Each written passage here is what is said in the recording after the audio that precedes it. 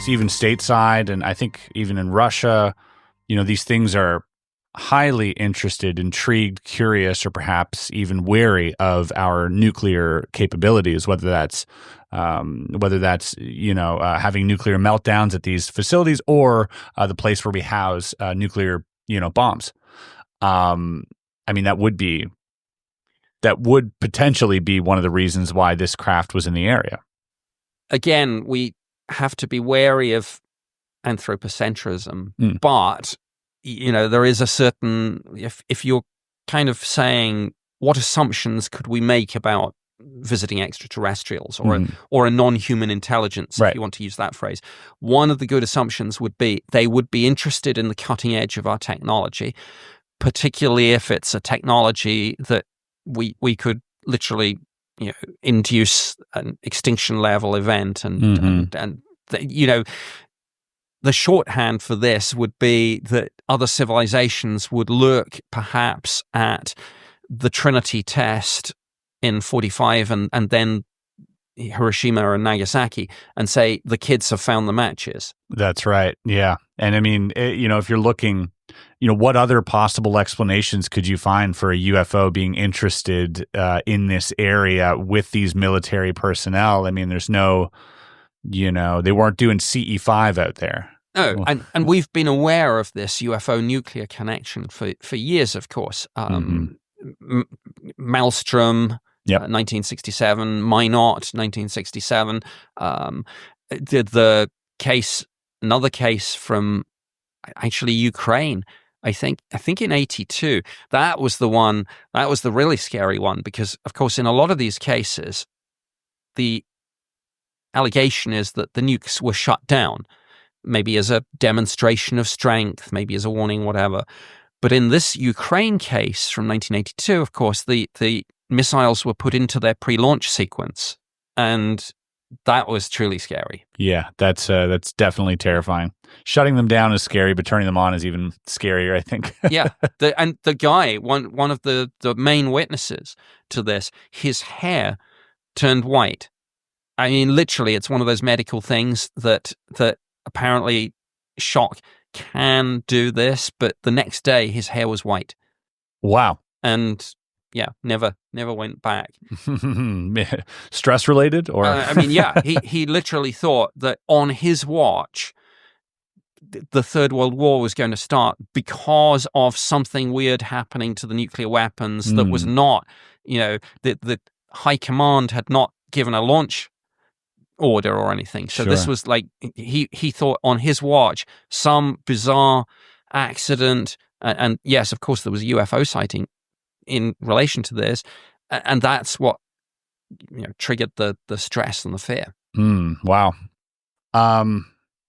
That's one of those wild, again, one of those fringe sort of cases that you're like, what? How does that fit into anywhere? Exactly. And this is one of the reasons why the United States Congress has, as one of the many things that they've asked the Department of Defense to do, it's like they've asked the question, hey, look, we are aware of this UFO nuclear connection.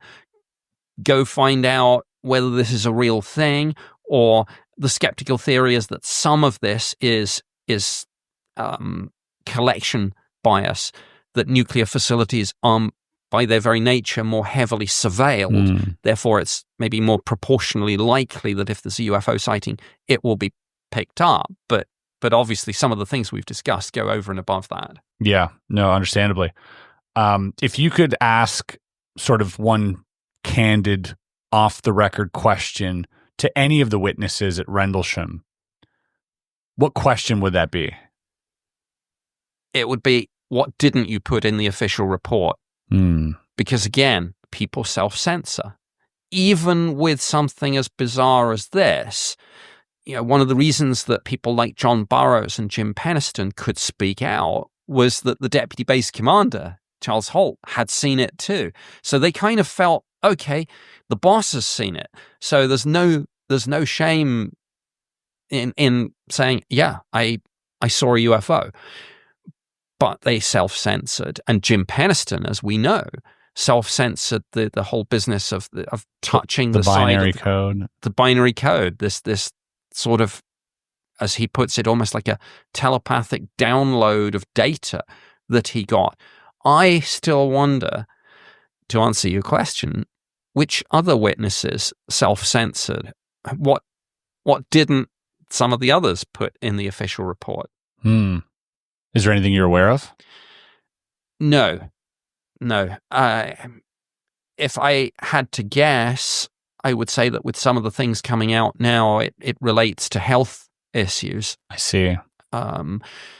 There's a throwaway line in a British, not American, interestingly, British intelligence assessment of UAP as a whole, throwaway line on Rendlesham, which says this is a case where it might be postulated that the witnesses were exposed to UAP radiation for longer periods than normal. And that crops up again in ATIP and ORSAP in one of the papers that they did about human effects.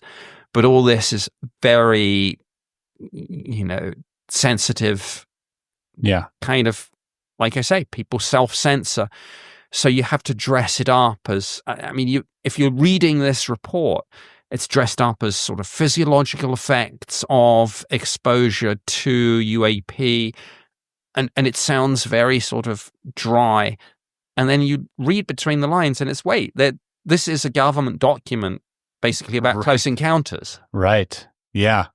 And the work that Dr. Gary Nolan is doing to, study these physiological effects and, corroborating a lot of what David Grush came out and said publicly, and even what Lou Elizondo had spoken about, that there is, this danger in interacting with this phenomenon that is sort of an offset, perhaps from the propulsion or whatever they, end up using. Yes, we don't think it's deliberate. Yeah. It does, as you say, it seems to be leakage. Right. Except, that the case in Brazil, I think, would be maybe the exception to that. Yes. But then, if you're looking at a whole range of data, there are always going to be outliers. And for whatever reason. And sometimes that's where you should look. Yeah, perhaps. And again, like you mentioned at the top, this is perhaps just a plethora of, different encounters. We don't know. Like I always like to think that like it's either 0 or 1 million. If we're thinking of like species in the known galaxy or even, interacting with Earth, it's either nothing or everything, because it's such a vast universe, and that like if one of them through these billions of years discovered that technology, then 1 million of them did. Yes. That's kind of where I sit with that. Absolutely. In a universe nearly 14 billion years old, there might be civilizations out there 1 billion years ahead of us. And like you say, the statistical chances of there only being 2 civilizations in the universe, us plus 1, are I think, as ridiculously long odds as the idea that we'd be alone. And the more we find out about the universe, the more ordinary we look. And I guess it's the Copernican principle that you're probably somewhere in the middle. So there are probably emerging civilizations much more primitive than us, but conversely, like I say, in a universe this old, even with the cycles of star formation and needing heavy elements that were only formed after the first wave of stars, went supernova and seeded the universe with these heavier elements. Even taking that into account, like I say, there could be civilizations out there that got going 1 billion years before us. And it also, before I forget, it reminds me of something John Mack once said, and talking about the abduction experiences. And he said, when abductees say, "Oh, it was like a medical procedure," he said, "Yeah, the word is it's like a medical procedure. That's just our anthropocentrism." He said it may be something completely different. We kind of put it in a very human context, and we settle on the nearest match we can find. So people say, "Oh, I was on a table, they started doing stuff," and we say, "Oh, medical procedure, hybridization program, samples." But John Mack said it might be something completely different. Right, and that's just impossible for us to even conceive.